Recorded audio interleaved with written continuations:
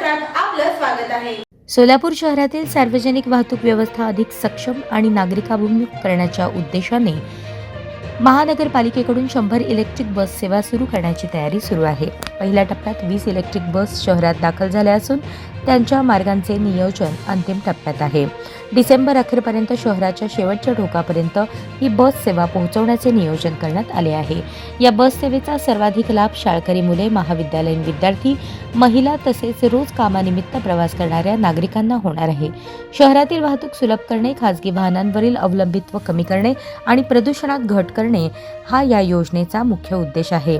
या योजनेअंतर्गत बस सेवा चालवणाऱ्या कंपनीला महापालिकेकडून प्रति किलोमीटर 23 रुपये मोबदला दिला जाणार असून केंद्र व राज्य शासनाकडूनही संबंधित कंपनीला आवश्यक अनुदान मिळणार आहे।